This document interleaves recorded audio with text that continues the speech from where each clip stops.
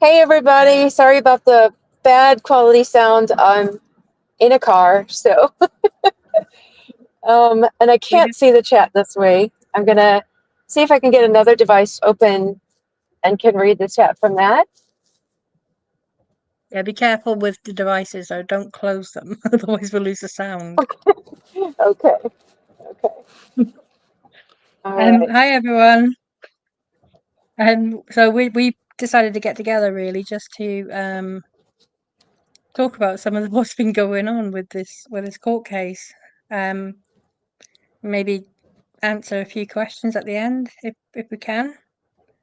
But I think Cassidy's having a few problems, so hopefully everything will be fine from this point on. But if there's any problems, that's why. Yeah, So I intended oh, to be home for this, but I got my dates mixed up and had to run out, so I'm going to be in the car probably for a bit and gonna miss all of this. Like in a normal setting, so just operating from my car. I'm trying to open it so I can see the chat and follow along with that. But no, and we appreciate because obviously, the option was that Cassie would have, could have said, "I'm sorry, I can't do it," but thank God, she kindly sort of accommodated, and now we're just trying to bring this all make sure, together somehow. yeah. If it helps, though, I'm in a car too, just because I cannot get a moment's peace in my house. Oh, Yeah, so you guys can hear me okay too. I know that it's yeah. kind of noisy in the car and stuff. So No, you're good. We can hear you fine. I can okay, anyway. good. I don't wait for everyone in the chat to say something, Oh, okay. but people are commenting on your voice, so I'm guessing they can hear you. Oh, okay. Okay. So So we had that amicus brief today. Have you seen that one? I One haven't. with the I was working. uh, I heard that there's one from Child USA and that there's some some kind of scandal with, was it, I just caught like in comments, so I don't have the details yet because I recorded an interview with Brett and Aiko last night. So I was working on that, and then I'm also working on the next part about these amicus briefs, and it's all about 47.1.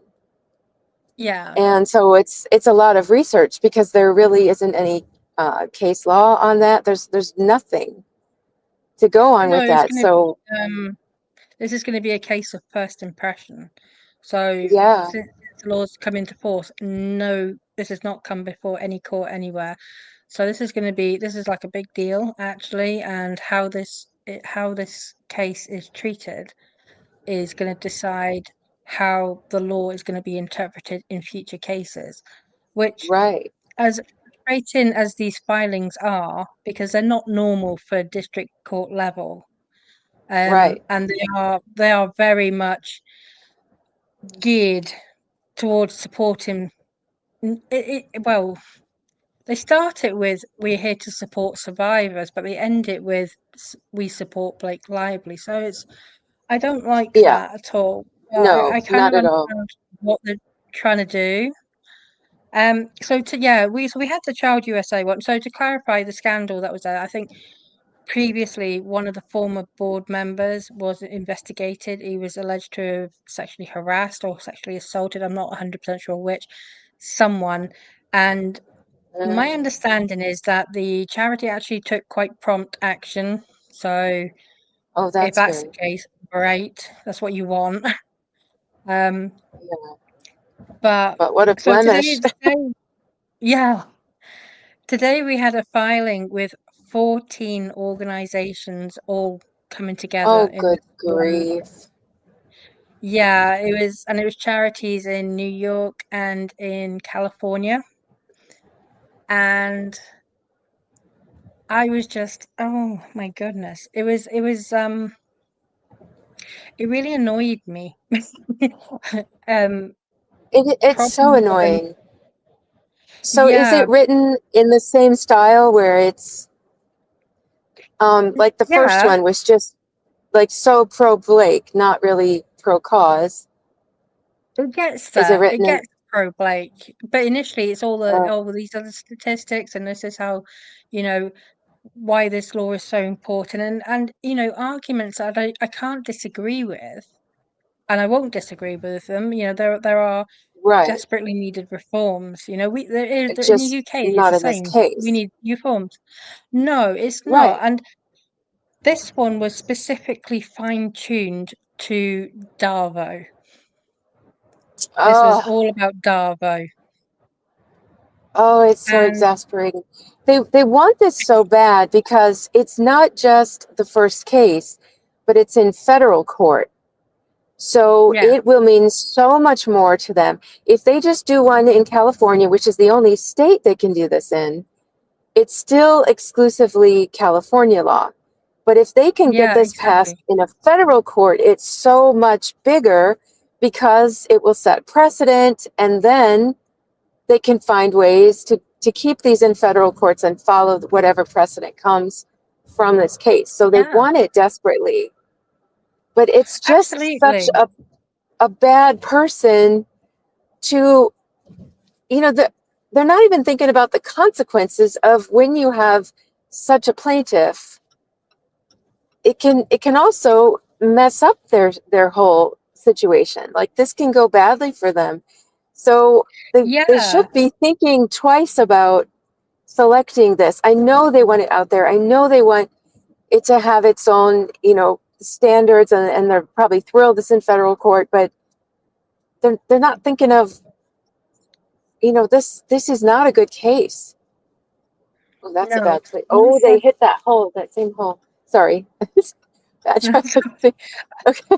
so I said the same thing when I spoke to Colonel Kurtz about it on one Mm-hmm. of my videos, and my perspective on the section 47.1 is the law in itself, the treble damages, everything that comes at the end of a of a proper trial. That's you've had the proper evidence submitted, it's been heard, testimony's been given, witnesses have been called, and everything that you want to present from both sides have presented their arguments, and either a judge or the jury makes a ruling, makes a decision, and a Mm-hmm. ruling is applied.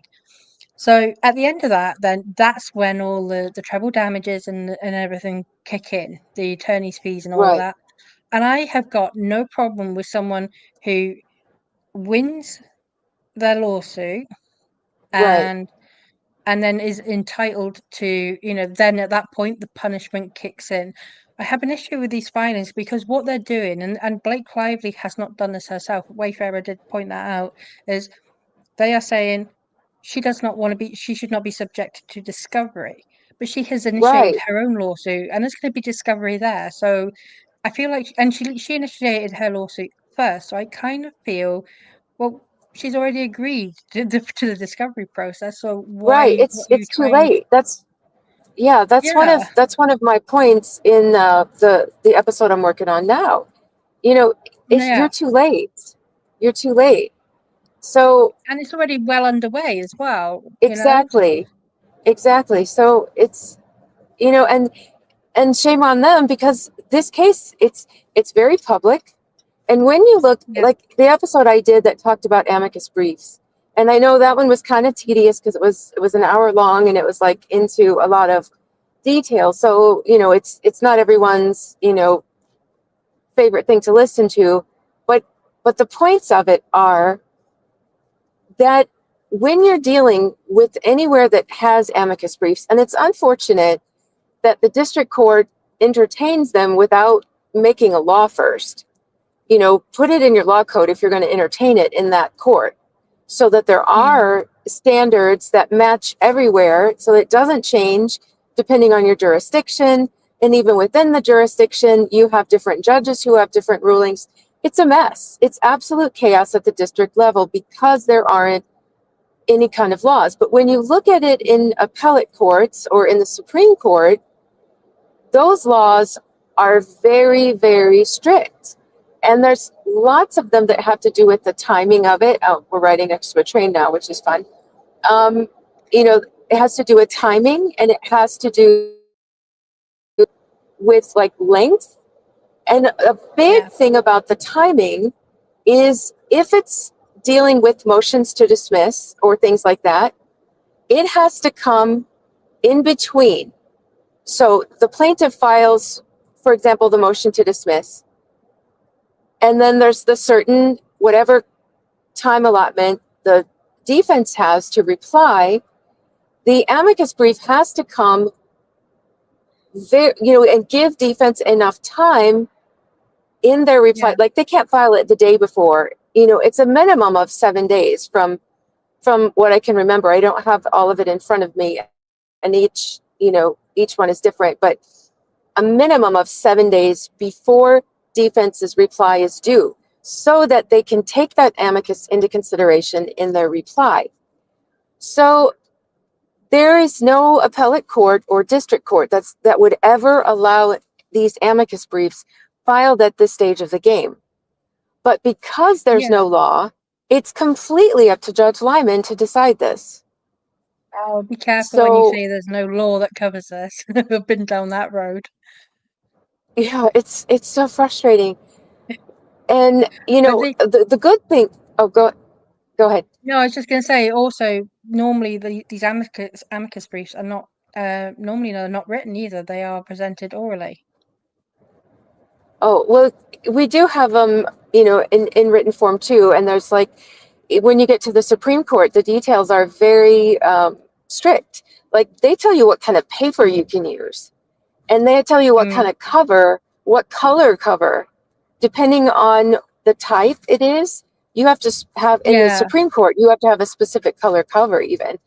You know, it's I very, very think strict. So my, it's yeah. oh, go There's a ahead. whole rule on that. I mean, but I do remember Brian Friedman saying in his letter this does not comply. And I don't know whether it is a district court. It's not a rule because there's obviously not rules, but whether it's Yeah, some there kind of isn't, there aren't any. yeah, Only whether there's DC a has done district. precedent. Yeah, you go. Yeah, so the good, oh, I'm sorry, you're breaking up. I don't know if I'm interrupting or No, no, no. Sorry, go on. are you there? Oh, okay. Yes, I'm here. Is that when I looked at Judge Lyman's history, like his work history, when he first graduated law school, he worked for a time for the NAACP, and then he started clerking in I forgot which circuit, but appellate. And then from there, he clerked for the Supreme Court. So he would definitely be familiar with these kinds of regulations that are in both of those type courts. So hopefully that would have, you know, a bearing in his decision, because he should, you know, it's been a while ago for him because that's when he was brand new, but I would think that like your first initial experience with this kind of stuff, and they're very common in the Supreme Court. Um, Yeah, they are. but so he should have like those rules in mind, I would think, and hopefully they would, you know. But I feel like he's being like threatened, really. You know, with that one, that first brief that said survivors are watching. You know, and if you know Blake, such a powerful person, isn't granted this, you know, no survivor's going to have any hope, and it was so manipulative. It And was, yeah, it was. yeah, And we had that in this one as well. Like, well, you know, if you don't do this at this early stage, then you know all survivors are doomed. It was that, well, I'm paraphrasing here, but it was that kind right, of tone at the end. But one thing that this one did that the other amicus briefs so far have not done is and it was well hidden in a little footnote, is they actually admitted that yeah, we appreciate that maybe this law, Miss Lively should not benefit from this law, because of the resources she's got. But then they exactly. make another, This is meant they for. make another reference to the billionaire Steve Sarowitz, who threatened to spend 100 million. Oh, So for some reason, and they're now stating but you that know as a what? fact. Right. There's no contract that says that. That was something he said in a heated moment, of exasperation. That's not on paper. That's not some deal. That's not, you know, there's nothing, there's no guarantee. I'm getting mad and I'm losing my words. But I'm done. yeah, that's ridiculous to take that as if it's some kind of contract that they can hold him to, that nothing can change. I said that in a moment of exasperation, you know, we're all allowed when we get mad to say something, but that doesn't put it down in stone either.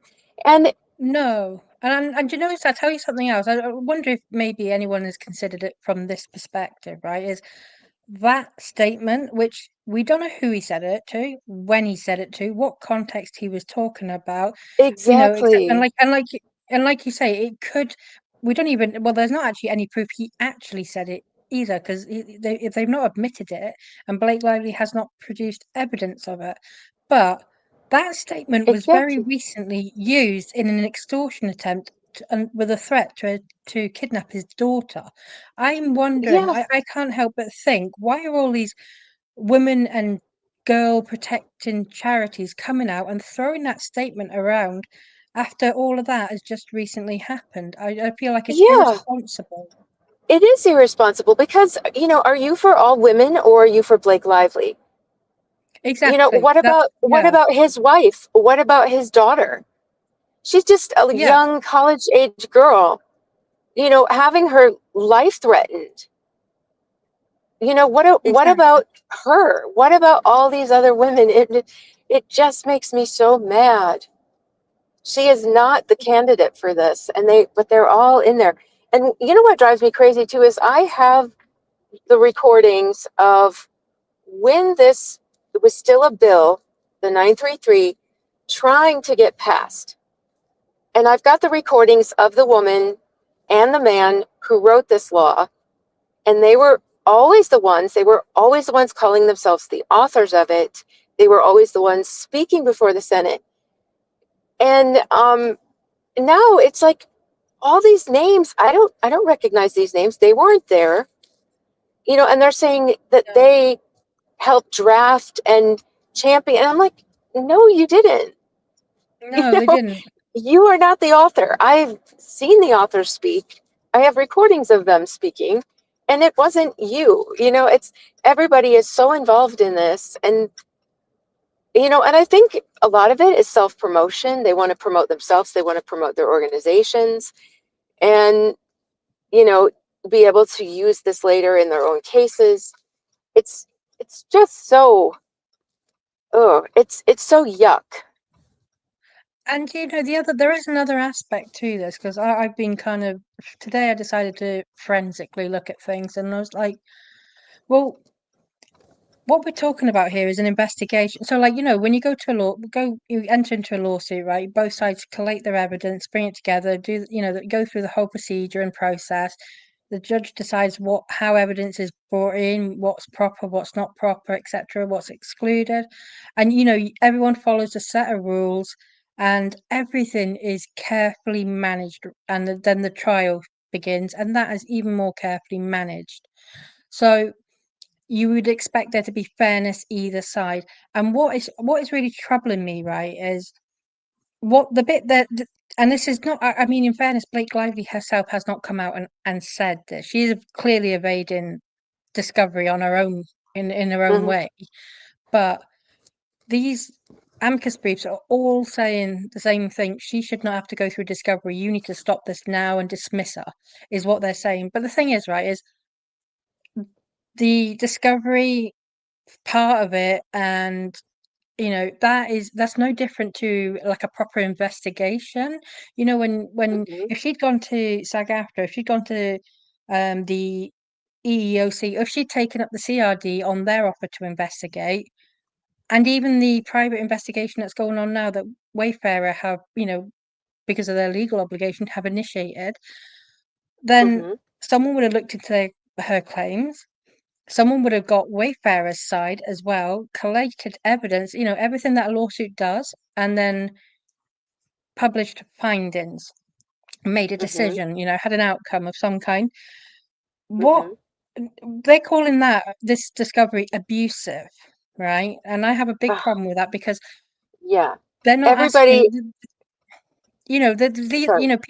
if she had gone to any other regulatory body, she would participate. They would want to investigate, and no one is saying, well, Section 47.1 should apply to investigations by SAG-AFTRA, by CRD, by the EEOC. No one is coming out saying those But investigations are a problem. So I don't understand why doing it, through the judicial system is classed as abusive. I really have right. a big problem. But the other thing is, like, with the investigation that she's, interfering with, she's not trying to stop it per se, but she's trying to interfere with this investigation with the third party law firms. They're Mm-hmm. they're not actually, and this is where you can see for me that she is not advocating for women. She's not a champion of women. That investigation is not to investigate her claims and whether they're true or not. That's to investigate whether she made a complaint and what Mm-hmm. Wayfarer's actions were. Were they Mm-hmm. appropriate? And that would go much wider than just Blake Lively. It would assess Mm-hmm. them as an employer, in here and now. It might even go backwards, so it might be retrospective, but it was certainly going forward. If there was any problems, it would pick them up and, put things in place to prevent it.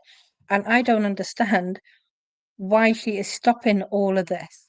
I No, understand, but and in it's my ridiculous. opinion, they're misapplying 47.1. Yes, Because there is the caveat that it can't be made with malice. How do you prove malice? You know, discovery. you exactly. The investigation. You can't just. It's got to go through. It's got to go through this, and even like the wording of it says, oh, I can't remember the exact word. But it's like a successful. How does it say? A successful, not candidate, but my words are failing me. Um, they are eligible for treble damages. To be successful, you have to have like gone through the trial, it sounds like. It Yeah, doesn't sound like you. exactly. Nothing about that law says the motion to dismiss level, and nothing when she spoke before the Senate to get this bill passed said anything about the motion to dismiss level. And when you have No. something like that it has to be proven that there's no malice, you need something to prove that. Yeah, And I so, completely agree. this yeah, they're applying this so wrong. But also, what was the other thing I was going to say? Um, I think that this law needs amended. It went through so easily because it was like right on the heels of the Me Too movement. Nobody dared. Only one guy spoke when she was because she had to bring it through several times, like and speak before different people, and they would Yeah. vote on it. And it was I think the most in opposition they ever had was 5. But most people didn't want to speak out against something like that. But the one guy who did speak, he said that. He said this, what about people who are falsely accused? And it was only in one of the hearings. He was the only one in all of the hearings that I saw that Mm. mentioned that. And the women, and it's all like you have this so little time to speak. And the women who responded, they just put out a bunch of word salad. They didn't let the actual author speak. It was an actual victim spoke, and then a second attorney who was there with the author. What is her last name? Curry or something like that. Um, and they neither of them addressed his actual question. They just used up the time like rambling, making no sense, and didn't address that at all. And then nobody ever brought it up again. But so Yeah. I feel like there should be an amendment to this rule that there must be, at a minimum, an investigation by, like, for example, she filed her complaint in, her CRD complaint in Yeah, California. like someone like the CRD, maybe, someone else. Yes, If or you the don't, EEOC. There yeah, must or SAG be in an these investigation. situations. Yeah, because Yeah, how do I you d- want this just dismissed, in a motion to dismiss when nobody's gotten to prove anything? well, I one of feel the like you can't have a law like that because you're infringing on somebody else's rights to defend themselves, you know? and this could affect. I mean, they're sort of screaming this as very important for women. This could actually backfire on women because men would also be able to say, that woman Yeah, sexually assaulted that, and it happens. These are real things that actually happen. But what would stop men from claiming exactly, because sexual this isn't harassment? exclusive to women. No, it's not. It's absolutely not, and it shouldn't be either. You know, Mm-mm. but I feel like one of the things they put in there was a study, and oh my God, this pissed me off so much. It was a study, right? They'd done where they'd gone into it sounds like they'd gone into a college campus and they got hold of like a group of college students, and the study was is they gave like a crib sheet of all of the things that would be classed as DARVO, kind of statements, denials and all of that, and they got these college kids to think about personal situations that they've been in, like where they've been accused of something, and anything, not just limited to sexual assault or sexual harassment, any time that they've ever been falsely accused, and how did they handle it, right? And they Mm-hmm. worded it as, "What was your DARVO?"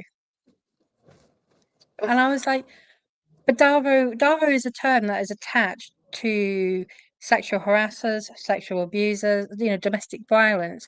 And then they were basically saying to these young, impressionable people, like, you know, suggesting that if they denied the thing that they were accused of, which may not have even fallen within the category of sexual or domestic abuse, then it is classed as DARVO. And I had a big problem with a study being conducted like that. I feel like Yeah. that's Are gaslighting. are we talking like undergrad kids? I don't know because I'm not 100% familiar with the US kind of Oh, school okay. system. It said That's like, college. before bachelor degree. So, y- you know, okay, if you're oh, I have so many problems with this. So, your brain, our brains are not fully mature until the age of 25, 26. Yeah, And the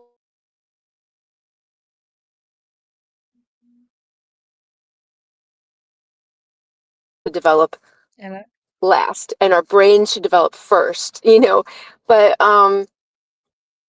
the last bit of your brain that's still developing until that age is the part of your brain for decision making and judgment.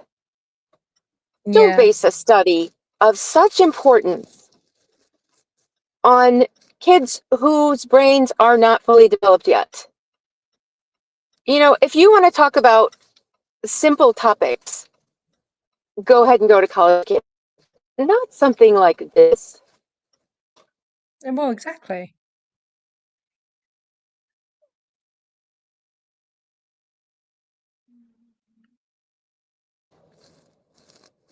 I think we're having Are you some still there? problems with Oh, Cassidy's sound. Yeah, yeah. I will. I'm still oh, here. Are you? okay. Yeah, yeah. I don't know when it cut me off. Sorry. It's okay. Don't worry.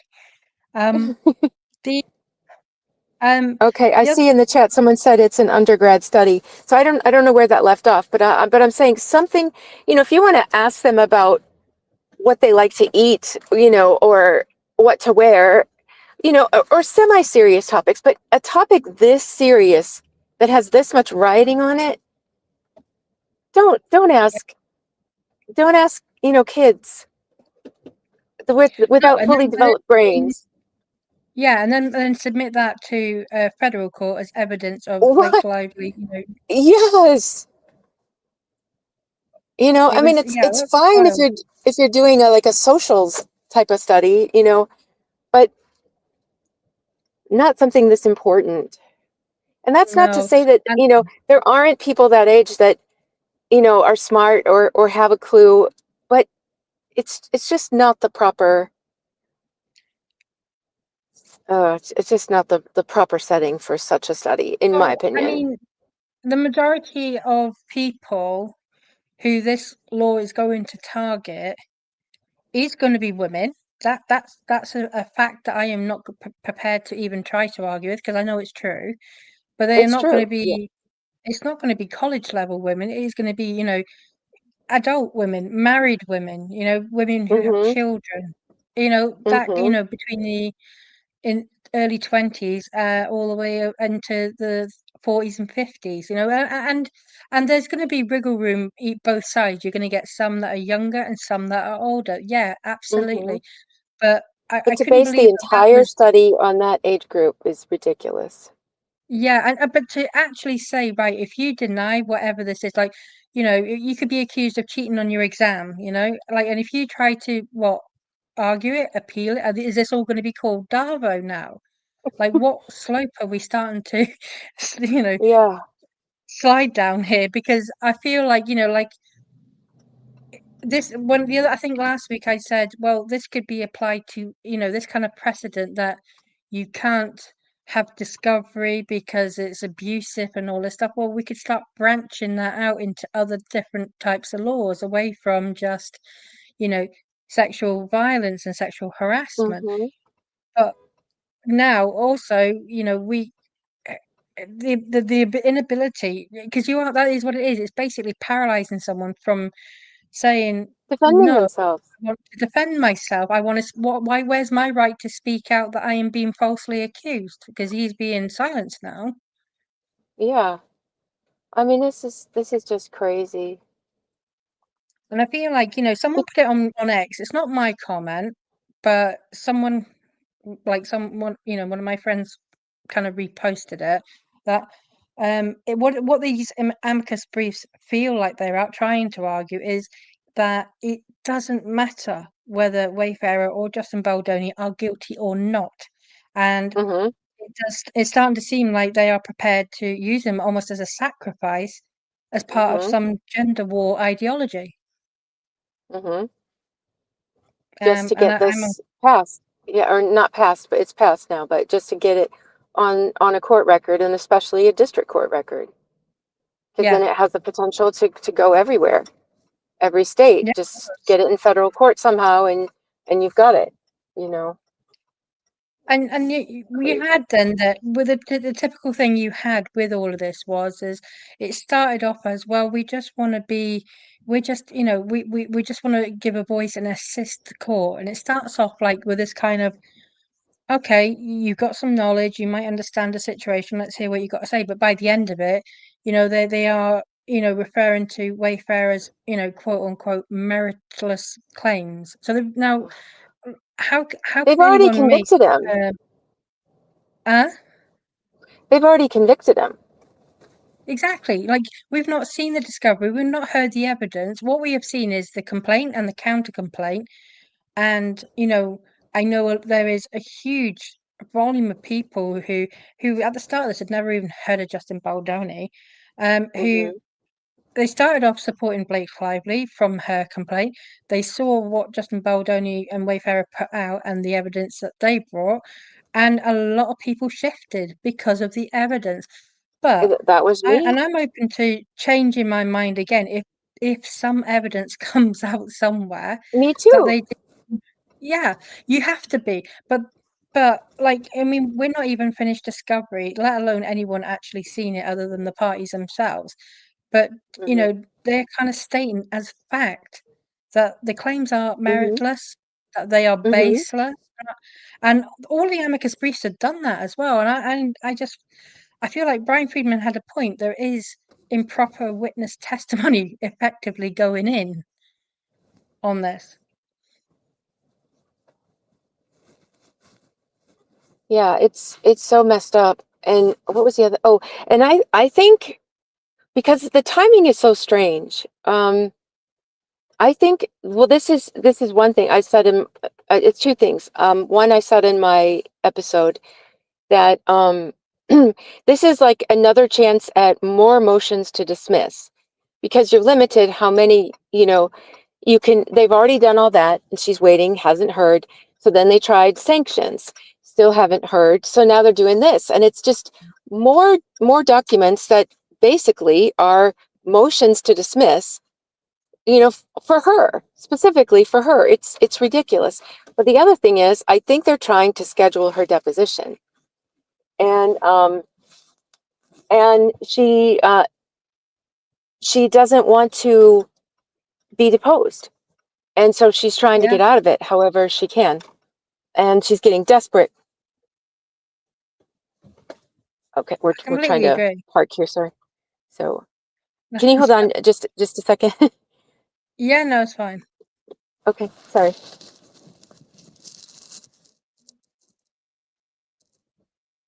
Yeah, that's a good point, Misty, by the way. I think we'll be sticking out too far behind that. There's that ozone right there. I don't know what's going on there, but I'm just looking to see if there's anything else I'd like to say.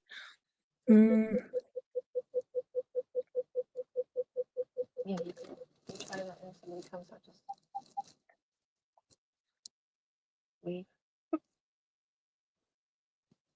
Yeah, that's right, CJ. Re-traumatization. You see, I don't even believe that she met the threshold of trauma at all, let alone have trauma to be re-traumatized. I have my own views on that. Yes.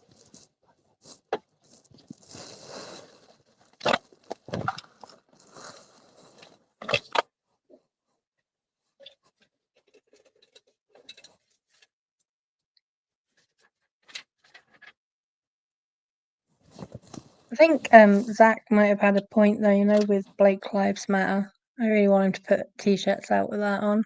What does everyone else think of that?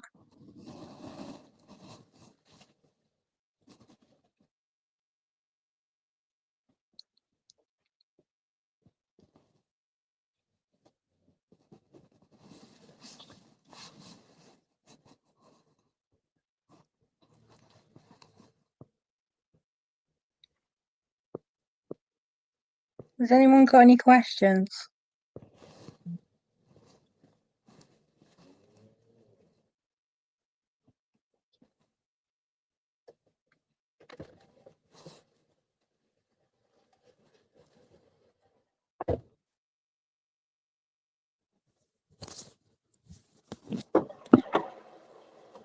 Yeah, me too. And if someone doesn't create it soon, I will.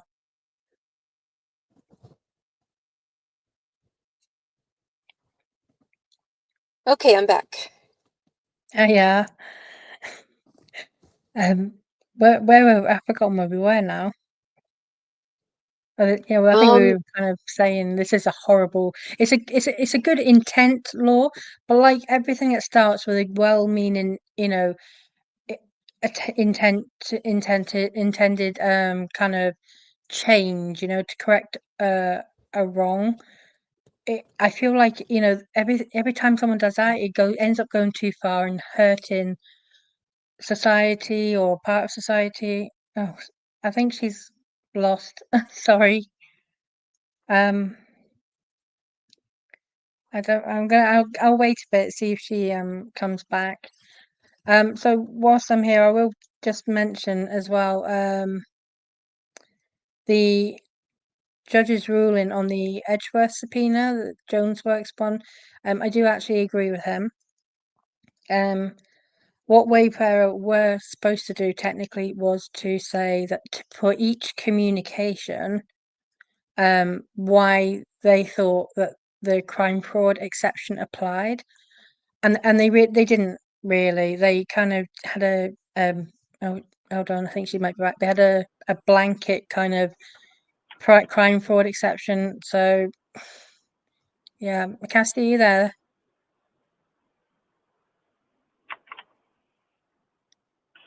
Hello.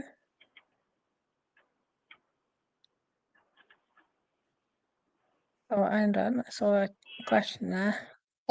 Hello? Yeah, you're right. Hey, sorry. It's all right. Don't worry. So little fairy girl, yes, they will be getting that as part of discovery. There will be a back and forth exchange on the paper trail between the Wayfarer lawyers and Blake Lively's lawyers over that 17-point list when they were negotiating, because we saw that there was one of the responses, this is not up for negotiation. So there is more communications. They will be obtained as part of discovery. I'm not sure she could say it was. I don't know, Cassidy, can you? I don't know if you can hear, but like I didn't find the 17-point list really discussed sexual harassment. Anything that would meet the criteria of sexual harassment. It was all about, can you get me this producer? I want this other actress's nudity writer for reasons that are still unknown to me. Yeah, I've heard people they confuse the that no more list. Yeah, It was never signed. It was never presented to them in document form. It was no. something that she read off at that meeting, and then she turns around and produces it with her lawsuit documents. But The as if that was misleading something list. that they signed. They never signed that. They never No, admitted to that. But in and the 17 point, there were not accusations in that. no, and if those 30 points were a problem, because she hadn't come back to work at this point, so these could not be new things. So why were they not negotiated in between the lawyers? Why was it only the 17 points? Right, But right. I was just saying, yeah, there will be a paper trail. That'll be, of all the communications and all that. That should be obtained. They should make an attempt to obtain all of that.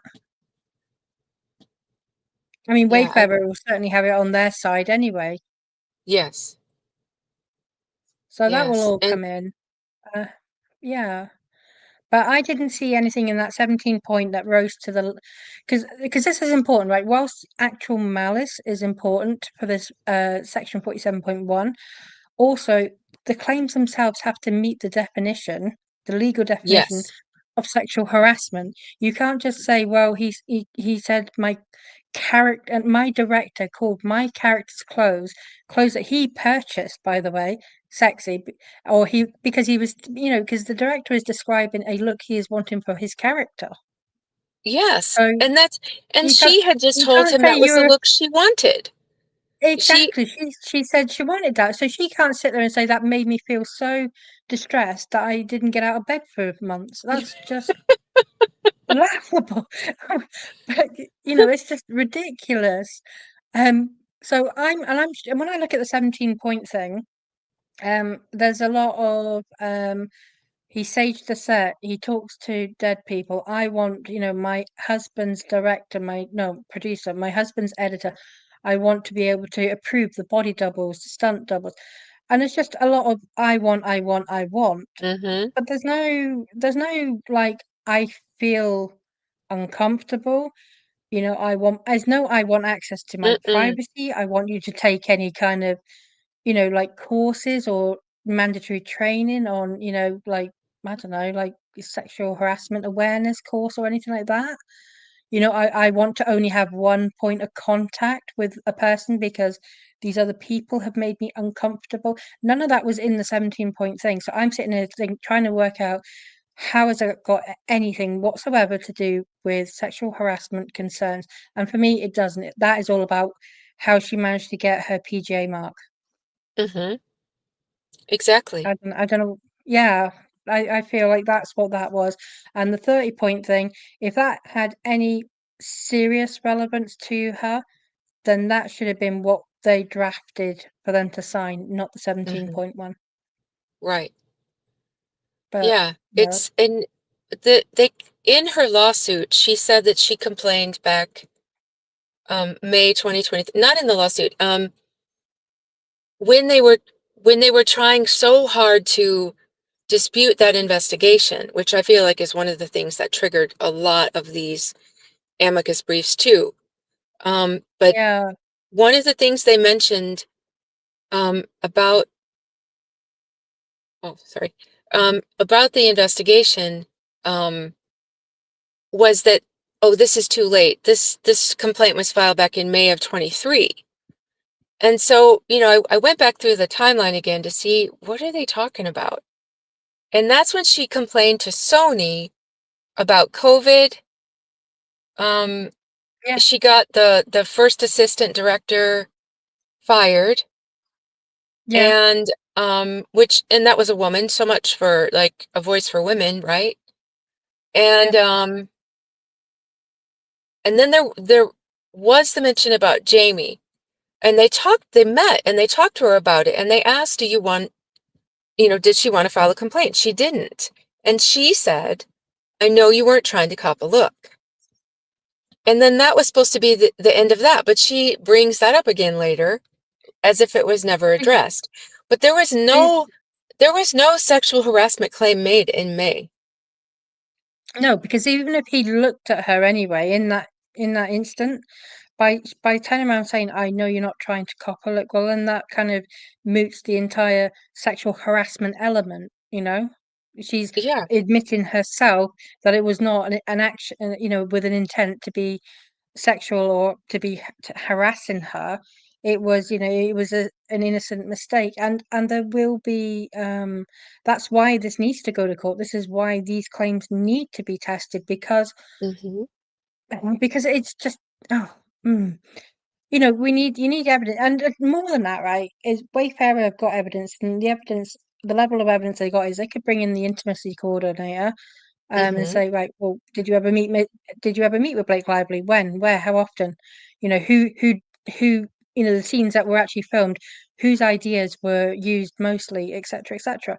And then if everything's been caught on camera as they alleged, and I have no reason to doubt that, um, then let's see it. Let's see her in the birthing scene Mm-hmm. nude. Not that I want to see her Yes. nude. I just need to put that out there. But because obviously you got the actor who was there, Mm-hmm. the actor who is an actor and not just a friend, and then you've got Wayfarer all saying, well, she was wearing black shorts and she was given anything that she wanted to, anything she wanted was available. So, Mm-hmm. but she has in the complaint against Wayfarer, she's saying, well, I was nearly nude. In the complaint against Jed Wallace, she said she was nude. So it's the stories fluctuate, They and you do. need this to go. You need the evidence to come in. And if she's got genuine claims, she would have no fear of that. It might not be Exactly. comfortable. It's not going to. It might be embarrassing at times as well. But I said this when I was talking to Colonel Kurtz. I've been through, the UK version. It was a police investigation, so it was more intense than a civil trial. But I had all my devices taken. I had various, physical examinations. I had mental health examinations. They were not fun, and you wouldn't go and get them done unless, there was a genuine need to. People are not going to force Blake Lively to do anything, above and beyond what is reasonable and what everyone else goes through. So it's not Mm-hmm. comfortable, it's not fun, but it is part of a fair judicial process. Yes. Yeah. She just simply, she's gone through life, her entire life. This is all in my opinion, Yeah, not trying to defame, but the way I see it, she was very young compared to most of her siblings. They're quite a bit older than her. Um, isn't she? I think she's the only, yeah, she's the only daughter of her father, and yeah. So because yeah, her older siblings are from a different father. So then she's got she's the one daughter, brother as well from right? Ernie Lively. Yeah, So so there's it's Eric just them Lively two. is yeah, But so when there's that big a age difference between siblings, a lot of times, even the siblings the babies of the family. You know, yeah, they get terribly spoiled. And, then she was on TV at a young age, became a celebrity, and just thinks too much of herself. And everything has been easy. Then she marries Ryan, who like makes her life even easier, you know? And I think she's never had to like actually face consequences of anything or follow the rules. Like by her own admissions, she said, I don't understand the word no. I don't accept the word no, So you know. I think that's the way her life has always been. And so she expects everything to go that way. And I think she thought she could do this, blame everything on him, and that would be the end of it. That because she was able to push him around the whole entire time. She never, I think, thought that he was going to fight back like this. And then no, I I don't don't think think so. she knew what the realities of a trial are. I think she thought everybody was just going to believe her and just melt in her presence, and she wasn't going to have to prove anything. She wasn't going to have to do anything. It was all just going to, happen for her. And now that Yeah, she's I think having to they do things she doesn't want to why do, she's desperate. well, right. Like, why would you file, the intentional emotion, the infliction of emotional distress claims? Because she asserted alleged severe claims for herself, for Ryan Reynolds, and for their kids. I mean, Mm-hmm. and I remember having this conversation with Legal Bites, and I was like, well, why bring in the kids? Why has she Yeah, done that? And I was a bit like, well, how is the baby would have been 3 months old? How has he got severe trauma? But that's just how my brain is like, like right? my brain is goes into these make it make sense modes. But Yeah.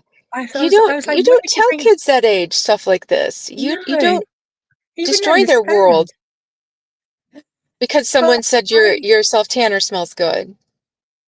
yes, exactly. But I just I was like, why? She's bringing in their mental health, right? But it's in her claim, so they're not claiming anything. So their records are not going to be sought, obviously. But hers, she Mm-hmm. put hers on the table, and then she didn't want to provide it. And I was like, oh, come on, your lawyers must have told you that this was going to happen. That it's fair game. Right. Yeah, like I said on one of my videos, if you were in a car accident and you bring a lawsuit, you can't go in the Yeah. court and tell the court I broke my back. No. And then have your mom come up on the stand and say, yeah, she broke her back. You have to you have to show your medical records. It's very normal. It's a very typical thing. Well, In it's her important to. smaller claims where she doesn't have to, where the stakes aren't quite so high, she can say she was emotionally distressed. But in this one's different. You have to Yeah. prove it. This is And that, extreme.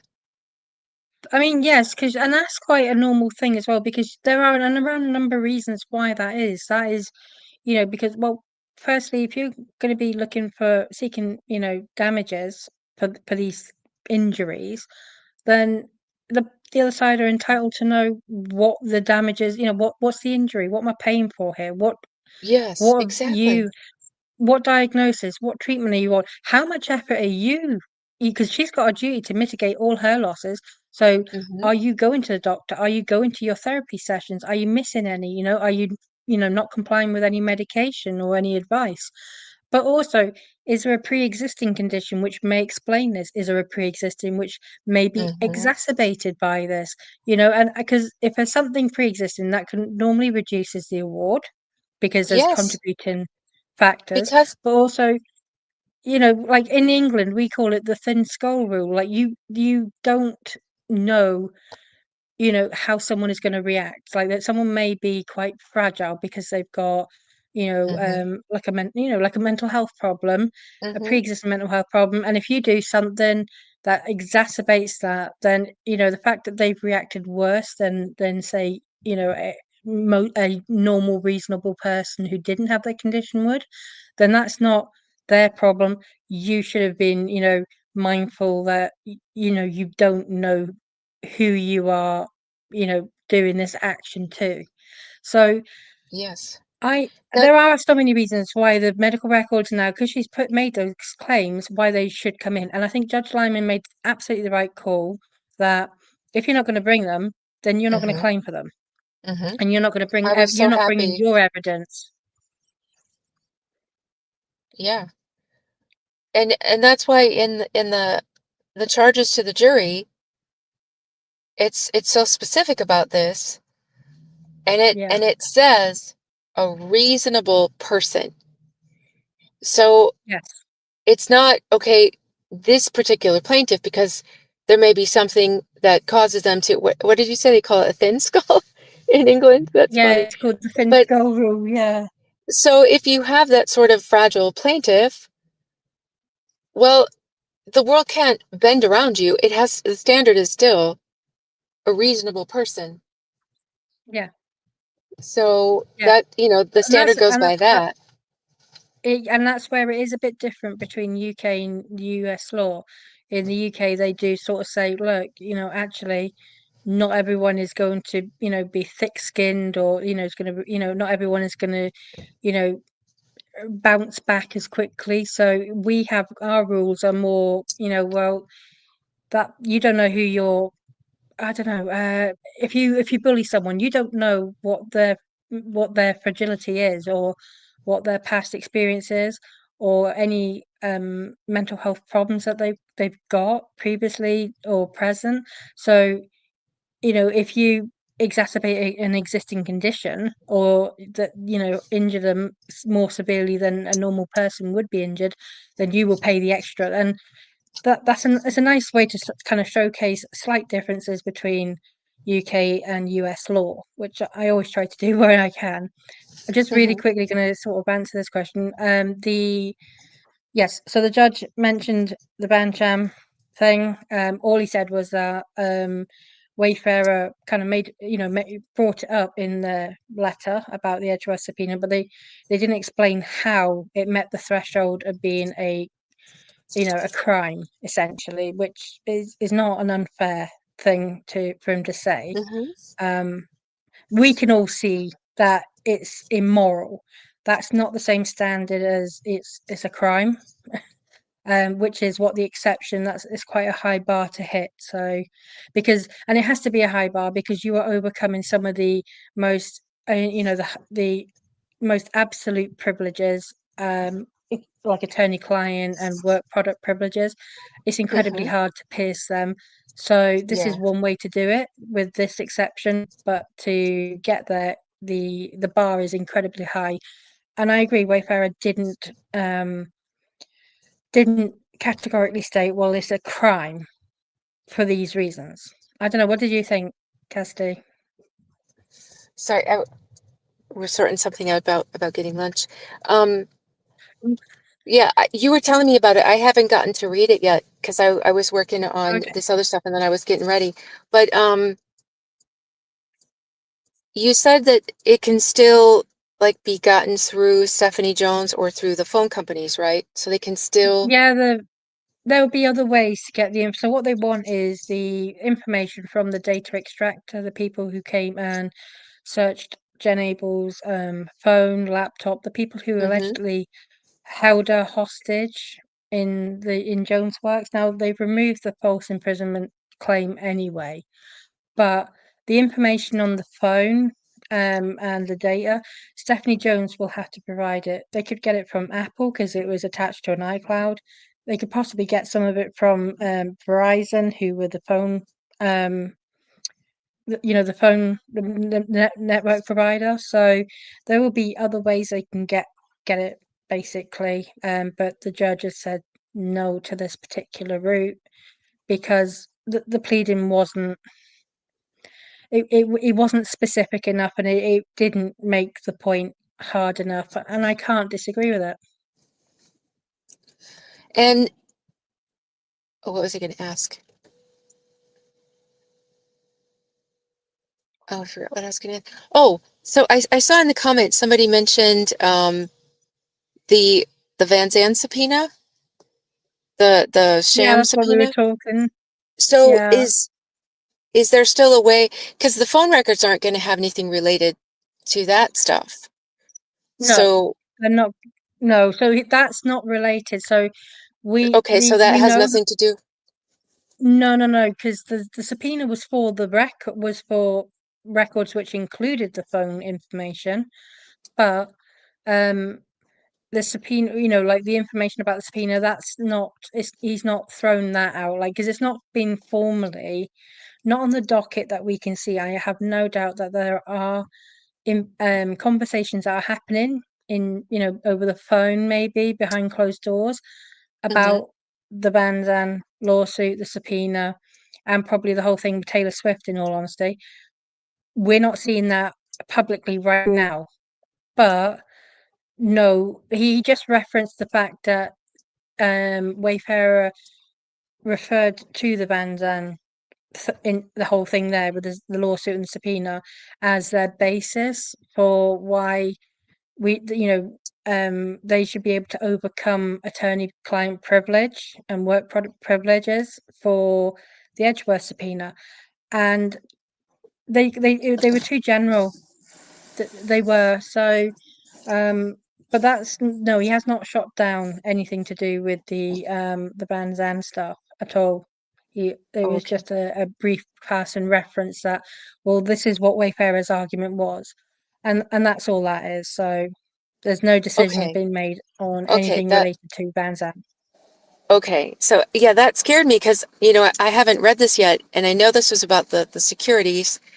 And Yeah. when I saw something about Van Zandt, I thought, is he trying to stop them from investigating this? So that kind of Uh, panicked me. So this is just the Edgeworks security subpoena. That's the yeah, only thing he.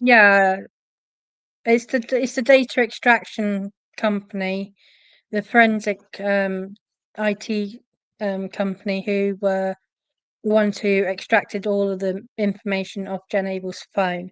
But like I say, Mm, there will be so many. I can think of 3 ways already, just off the that top of they my can head. still I'm get sure there that. will be. Yeah, they can get that from other places Okay. So because they it's can not go this to. huge loss. No, because we had that. Because um, I mean, I've always been quite frank and open about stuff. So like when I did my video and I talked about Jen Abel and the fact that Stephanie Jones was still logged in to her phone for many months after, not the phone, but getting all the information off the iPad.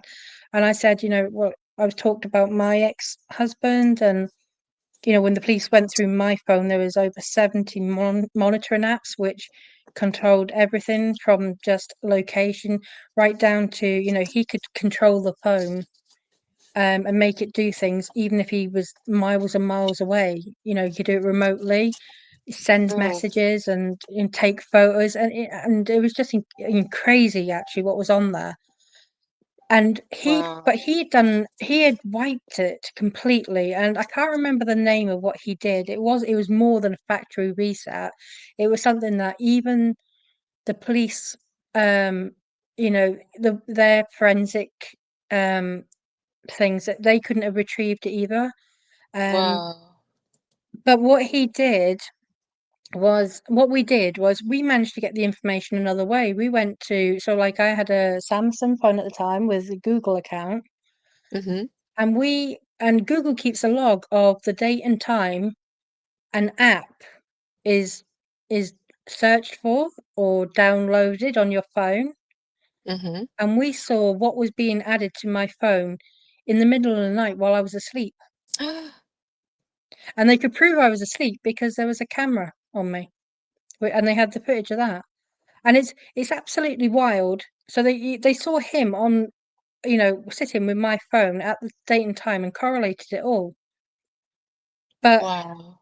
he had wiped the actual information from the device itself, but the providers had the information, and we were able to go around to Google, to Microsoft, to Skype, and get all this information from all these companies that were part of the stuff that was on my phone, and thank God that was there. But Wow. she will do Wow, something you very, really very went through a similar. lot. I mean, yeah, a little bit. Mm. Yeah, a little bit. But that's I'm how I sorry to hear know. that. No, it's all right. I mean, it's been years now, but yes, mildly mercurial. But yeah, yes. So that's how I know how some of these things work. That and my father is actually like one of the most senior IT database consultants for not just our local police force, but for all of the police authorities in the UK. So um, I have an idea of what is possible, what is not possible. And I think there will be plenty of other ways and options to them to get the information. So I was never particularly worried about the Edgeworth subpoena. It just would have made their life a lot easier to have that direct route. Mm-hmm. Okay. Well, So yeah, as long as they're not being stopped. Yeah, I sometimes I worry about this judge, and then other times I'm like, he did have his reasons for this, but yeah, I know they're going to be he celebrating this win, all over the tabloids again. oh, of course they will. But I mean, I'm not worried about this judge. I'm not, because every time, even if it's a decision, I'm like, a bit, oh, I wish he hadn't. When I read his reasoning, It's legally sound. yeah, exactly. And he does work to the letter of the law. And Mm-hmm. it's like I said in my Mm-hmm. video on the motion to strike, he did not say that Brian Friedman's statements were defamatory. He didn't say that. He was quoting case law which had the words defamatory, something else, and then inflammatory. And he Mm-hmm. referred specifically to Brian Friedman's letter as being inflammatory. And it was inflammatory because it kicked Mm-hmm. off the livelies and it went nuts in the media. So, yes, it was inflammatory. And I understand he's got to protect the docket because if he doesn't, then Mm-hmm. he gives Blake Lively a path to an appeal. It Mm-hmm. could end up in a mistrial later Mm-hmm. on. It could prejudice the jury. But there are a lot of problems that, Right.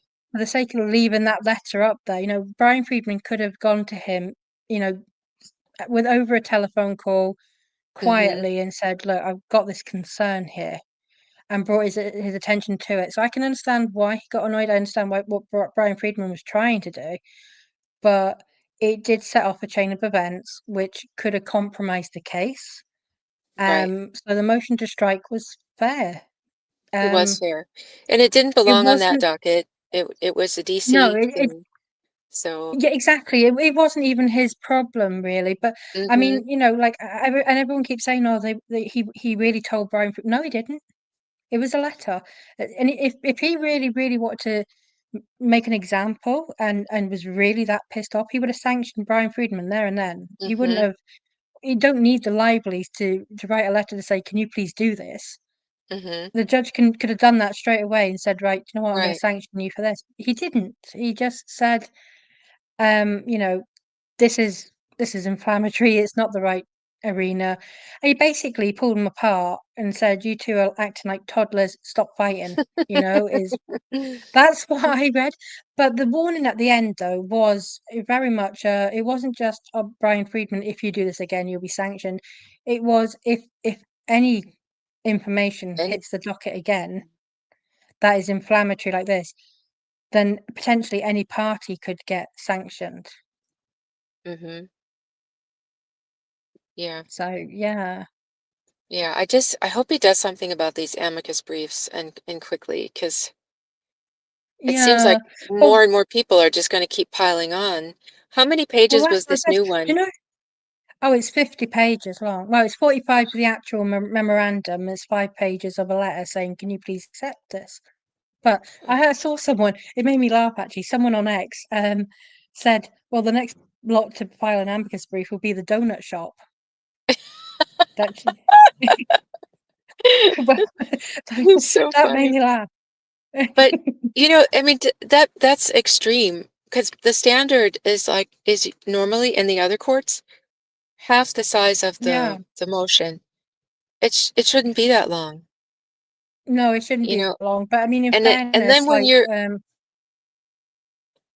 one of the suggestions for the district court since there are no rules to follow, it said, you know, to keep from upsetting, you know, the judge and make it more palatable, to combine the letter and the brief in one and only be 8 to 10 Yeah. pages long.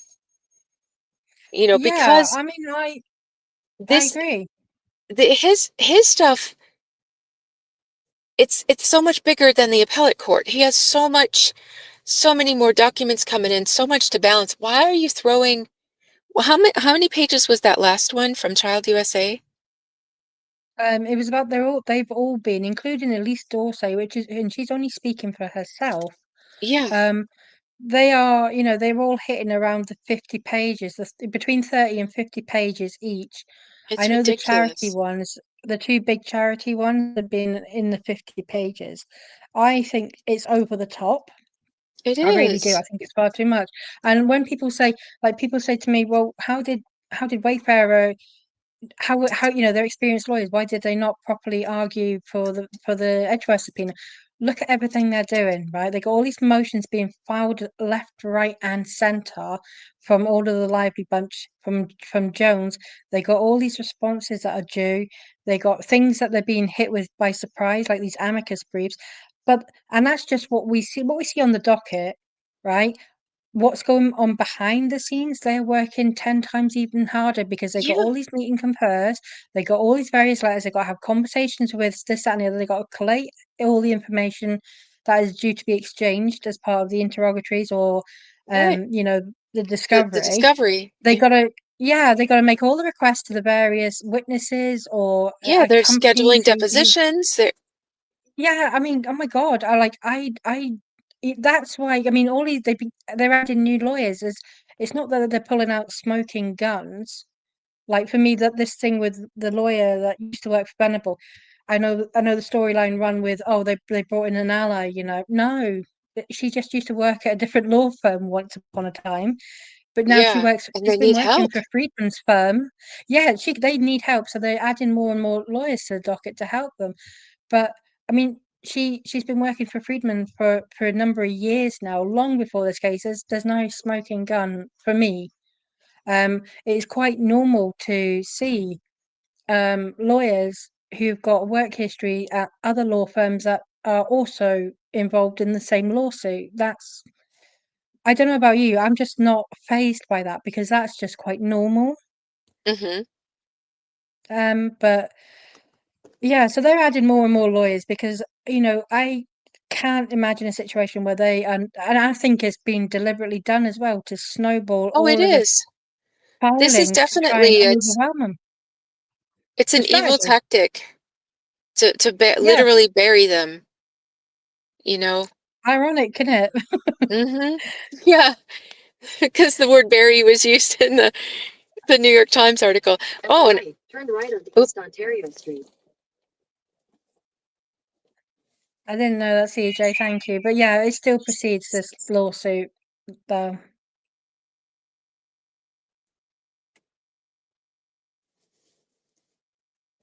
so yeah, now I forgot what I was going to say now. My car You know, started talking. I think it's just I think, you Oh, the know, New like York, because I I remember. Oh, sorry, go yeah, ahead. because no, I was just making the point because one question I get a lot is, when is the judge going to rule? When are Wayfarer going to bring up, you know, Van Zandt? And I think one point I really want to make clear is the judge has got an absolute mountain of cases. Yeah, this isn't This his is only just case. one, and this one is very complicated. But he's going to have cases that are going to trial in days, weeks, months. You know, he's going to Hmm. have he's going to have Hmm. motions that are more pressing and urgent than this lot right And now. So, you know, and Friedman and his Wayfarer's law firms, they will get to bringing up the Taylor Swift and the Van Zandt thing when the time is mhm, right and it's appropriate to do so. They're not going to kind of right. just throw that in. And when they And they have got more all important of the things. evidence. Yeah, they got more important things. They're replying to things at the moment that have got deadlines. If they pass those Hmm. deadlines, then Hmm. that's going to cause a problem for them. So they have to Hmm. respond in the correct order. Yeah. But Um, I mean, it's mental, this lawsuit. It really is. I've never seen it anything is. like it. It's a mess. I thought that, I thought I was going to report on it for a couple of weeks and then it was going to go to discovery, and then usually you don't really hear much No, you during don't, do you? I mean, that phase because it's all with behind the with scenes. But with exactly all these, with Depp and Heard, there was nothing, you know. yeah. But when the records got unsealed, because I read all of that, when the real Laura B got or was it? I know it's Andrea Burkhart got the records for Depp Heard. Um, you know, I went through it all and I was like, what went on behind the scenes? And that is what's going to be happening in this Mm-hmm. trial, so much more as well, because this trial has collectively, it's got 16 people, 16 parties. Depp v. Heard was just two It's so people. crazy. At, it's a massive amount of, information being shared. Yeah. And I do notice one thing with the Livelies, especially Sloane actually, is there is a lot of duplication. Um, she wants everything, all communications with the Sloane parties, and then two points later, she wants all communications with every other party and the Sloane party. It's like you just asked for that, and it's just I find her problematic. I always get a headache when I Yes. deal with her and Stephanie Jones. There's just something about them. Yeah, they're awful people. I But mean, I hate to judge people, but they're no, awful no, I people. don't either. But I mean, I find Judge Lyman myself. I know not everyone's going to agree. I find him so far what he has ruled on, the decisions he has made. He's both sides have won something, both sides have lost something.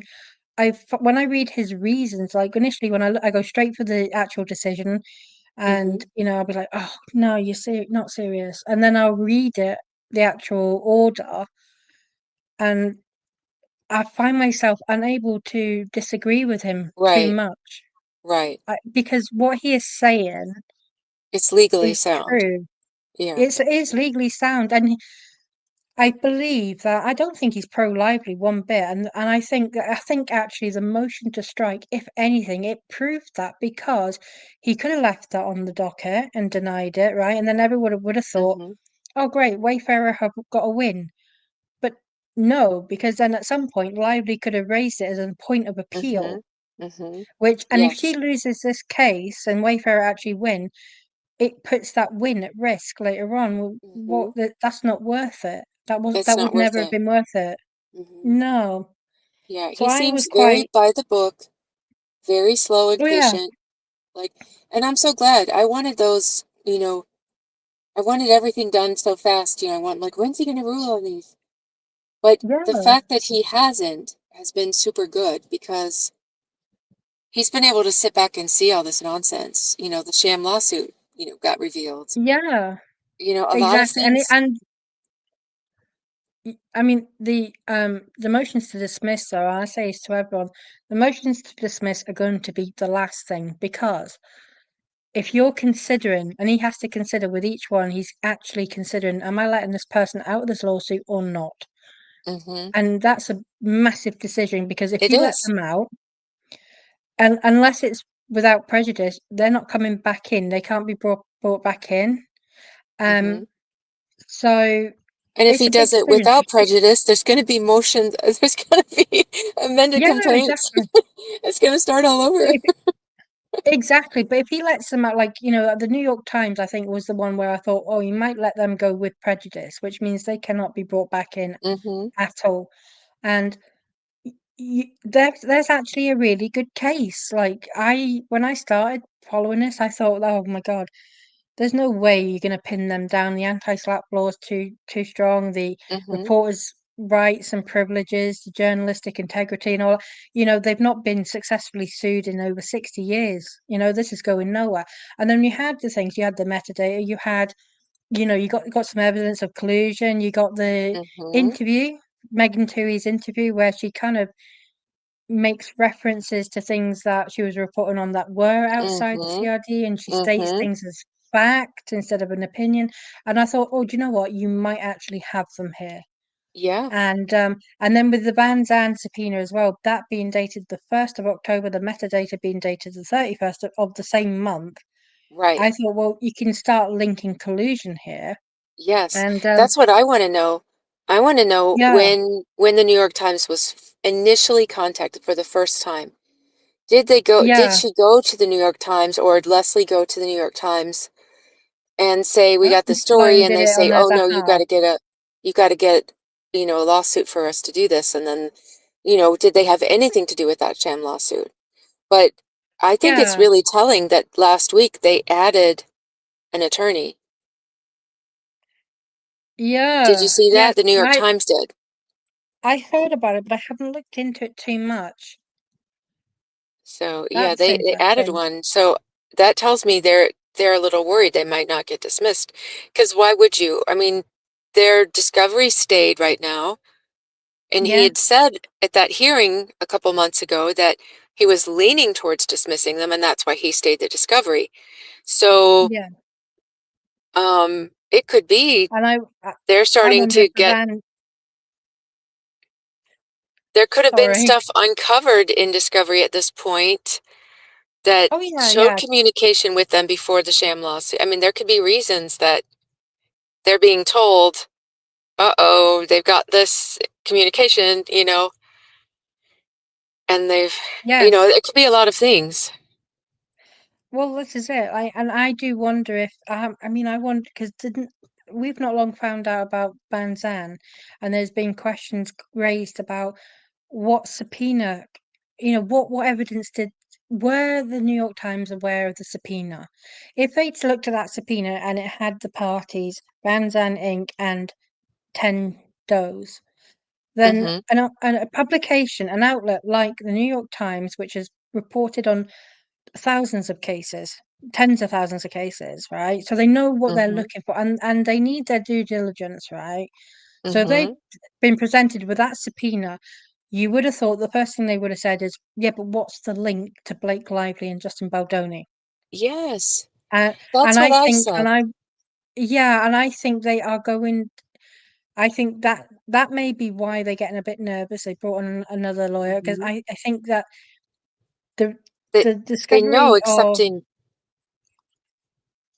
they know accepting that lawsuit and that subpoena was ridiculous.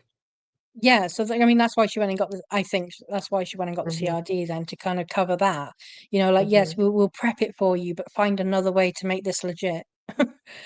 Yeah. Because that case got closed down the day before she filed the CRD, and then the day after that, the day after the CRD, the article comes out, and there is no way they've Yes. researched and written 4,000 words Nope. in less than one night.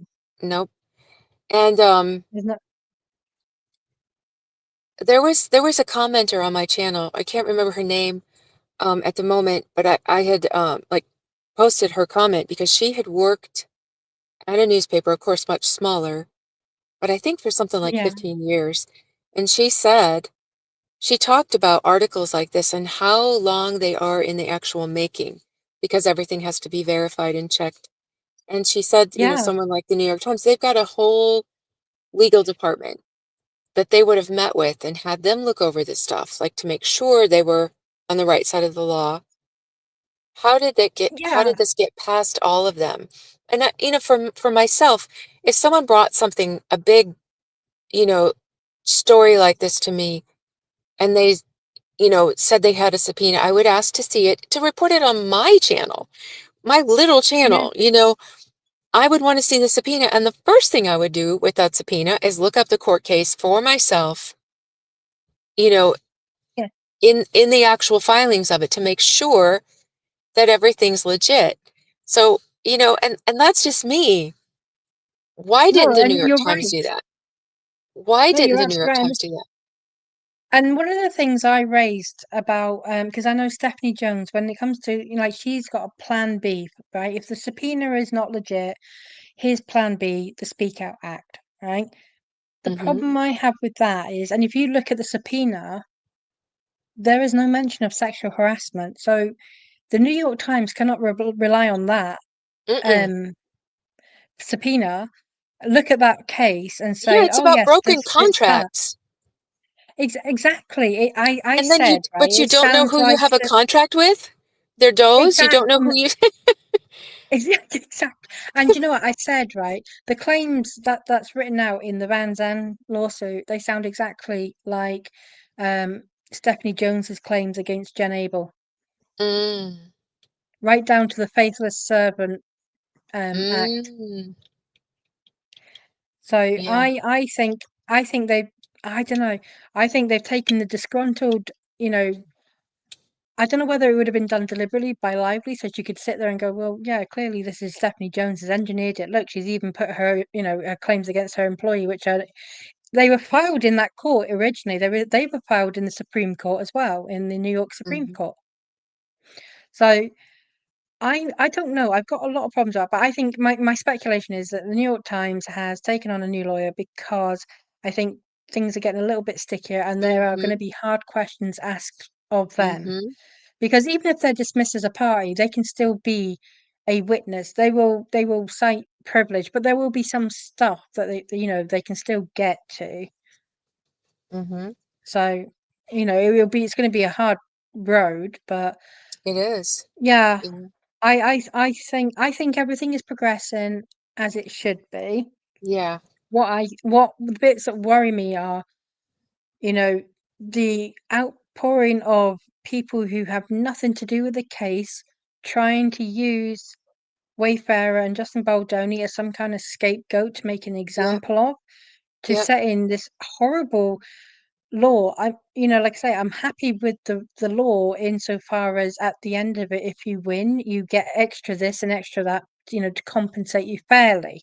I am Mhm. not happy if it kind of ends up that, we're going to throw this out because it's not even fair. She goes through discovery because a rape victim has to go through all kinds of hell, Mhm. physically and mentally, to prove their claims.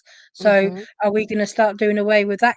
That kind of evidence gathering Yeah. as well, like where they're Yeah. not going to, for examinations and things like this, like to Yeah. getting DNA and all. Are we just going to do it out Yeah. with it and just assume that someone's guilty? Yeah. I get It's annoyed by ridiculous. this because this is not fair, and It's I'm not. saying that as someone who has actually been in this position myself. Been in the situation of a survivor. I don't like the term, but of a survivor, and I think, well, when I went through it, I didn't like it, but at the end of the day, I believed in my claims. I believed in my case. Mhm. So I was happy to Mhm. answer the questions because I had nothing to hide. Exactly. Exactly. You should be, I mean, not happy to do it because it isn't pleasant, Yeah, but no, not no, literally, I wasn't but dancing, but it's like, and, no, and I've got especially no if you're going to problem. call yourself the voice of women, use your voice. Tell your Yeah, story. Prove, you if know, she was the voice of women, she would have gone to places like the union. She would mhm, cooperate with this external third mhm, party law firm who are investigating Wayfarer as an employee, mhm, not whether she was a victim of anything. mhm. Exactly. Yeah. Well, I'm gonna have to call it a day. Yes, same here. So, but thank you so much for having me on. Oh no, I've Sorry had a for the great trouble time. with the sound and stuff coming from my These car. things happen. But I think everyone really enjoyed this, though it went on a bit longer than I was expecting, so I am sorry about that. But No, it's okay. it's nice to get in and have these kind of, like just sit down and put our kind of heads together and go, right, all this stuff, what do we think about? And kind of say that for people to listen, so they can hear, something. I mean, because we have these kind of conversations behind kind of the scenes as well, when we sit and Right. we might send each other a message on X and go, oh, what do you think of this? And what do you think? Like, this is how content creators kind of collaborate almost in it behind the scenes as well, Yeah. through messages and things. And I think it's really nice to kind of sort of share the Yeah. workings of that I with think so too. people. Yeah, somebody commented on one of my episodes last night and they said that they were thinking about, you know, coming forward and and doing telling their story and stuff. And I'm like, you know what? I feel like I don't feel like this is a competition. I think our community is pretty amazing. And I said, there's room for Yeah. everybody. This is an important topic, and said, I'd love to hear your story. And that's how I honestly feel. I think everybody that, that I've communicated with here, is not, I think everybody like shares information equally with each other and is happy that Yeah. someone else is covering it too. And I think it's a really great community. I really like it. Yeah, no, it's for the most part, I mean, Yeah, I everyone's saw aware of you've got it. someone coming after you. That makes me mad. Yeah. And we've had the same person come after us as well previously, like not that Oh, person. the Reddit Yeah.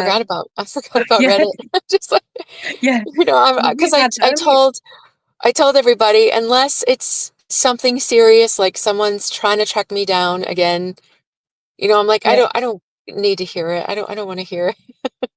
So, No, no, that's where I am now. yeah, you don't have to tell me, Yeah. but, No, if someone's like it's being a super great community. nasty, you want to be able to Yeah. defend yourself. Because like I saw Um, you were being questioned about your actual, the you know, qualifications yeah, because of a profile that my ex-husband put up with false I information. saw that on X. That's Yeah. awful. I'm It is. sorry I for mean, that. it, no, no, it's fine. I mean, I spent the whole weekend. I defended myself as best could. I'm not going to Hmm. give up my name and credentials. And the irony of it is the people who were kind of the person who was digging was claiming to be a lawyer, whilst hiding behind a fake name and no picture of themselves. And it was Mm, being done on the thread, not to be disrespectful to the person who the thread was. I've got no problem with her at all. But she hmm. also says, I'm a lawyer, but I know does not use her name and does not use her profile picture. Got no problem with that. People's individual choices, same for Nat Actually Gold and same for yourself, to be honest. There are Yeah. reasons, as you've said in the video when I joined you, there are Hmm. real reasons why people make decisions they choose what bits they want to share and which bits they Hmm. don't. I'm not advising anyone. I'm not even getting paid. I'm not monetized. I'm Hmm. doing my best. And I'm actually working, incredibly hard because I spend a lot of time researching the law because I am Yeah. British, you know. So I'm having to I look at every statute and every case and before I Yeah. sit and work and write things out. And then the fact that I don't just jump on a live either. If I do a video, there's slides that take time to prepare and And those take a or long the time. threads. People have Yeah, no the idea threads how can long take those take if they've never done oh it. my goodness. Yeah, I've worked longer hours doing this than I ever did when I was, like in practice or in any type of full-time job. But I Yeah. love doing it, and What? my personal history is the reason I do it. Hmm. I think that's a lot of us, the motivating force behind it. Yeah, It just, yeah, it makes us crave justice, and want to really fight against injustice. But here's the thing yeah, too, there's been lots of lawyers out there who use their face and use their name, and they make some yeah. pretty big mistakes on their channels. The bottom line is this: you don't come to YouTube for legal advice. You No, come, never. yeah, and it's if you like a creator, you listen, but you should never walk away and go, this is, you know, carved in stone by God's finger. Everybody makes mistakes no matter No, how qualified you are. YouTube it's entertainment. So, if you yeah. need legal advice for your own real life, go find the best Then attorney go you get can it find. But when you're and on be prepared to YouTube, pay for it. what's that? And be prepared to pay for it because they ain't giving it to you for free. Yeah, I'd be prepared to pay for it. So, but Yeah, otherwise, this is all conversations because anything any of us are saying, you know, means nothing at this point no. because And everything right now is decided by Judge Lyman. And once trial oh, starts, everything will be decided by yeah, the jury. None of this absolutely. And matters. So, we all have you know, different opinions, and do you know, like I've had different opinions from us two lawyers. oh, I've yeah. usually on par with Not Actually Gold, and I share a lot of her views actually. Oh, I love her. Um, I love her too. But she's quite straight to the point, which is great. But sometimes I just like a little bit of a softly, I like softly more tone. detail, yeah. But Yeah, factually, but you know, actually, she's spot on. mm, But and I think I mean the this particular problem, their issue seems to be surrounded by xenophobia. It's all about, well, she's from the UK, so mm, that's the crux of her problem. But I got to blame for her cease and desist. That was a pretty real moment as well. She no, got a cease if and it's the desist off person that's been Stephanie bothering Jones. you, I used to be in the 90-day fiance community, embarrassingly, years ago. And I remember back then there was a lot. I've never engaged or had anything to do with that because of Yeah, there were a lot of problematic people in that community. It wasn't like this one. It was like a really strange, horrifying yeah, community that I got out of, and like now I'm like totally embarrassed that I had had surgery that was like really painful, and I needed something yeah. to like keep my mind off of it. And my sister told me about that show, and I started watching it, and I got absolutely addicted. And I'm like, I didn't even have social media at that point, and I ended up making my Twitter account, my Instagram account, and at that time I had made a Reddit Yeah. account, and that's when I learned stay away from Reddit. But um, there was a lot of problematic people, and there was a lot around that person way back then. So Yeah. I've just kind of stayed away.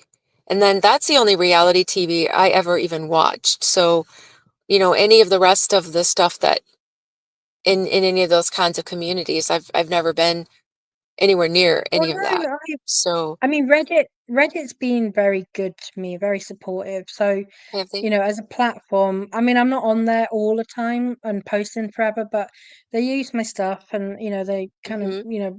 give some good feedback, and like, kind of appreciate it. But I mean, I've not really had interactions with this person. I think, like a couple of months ago, I called her out because she was kind of running around on a post to several people going, "Oh, don't listen to her, she's from the UK." But this Mm. time, all I did was say, "Oh, Rule 29, it doesn't apply to district court; it applies to appellate court. You're misquoting that." And I provided a Yeah. link as well. I didn't just say, "Oh, you're wrong and run." I I provided saw a that link on saying, "Look, X.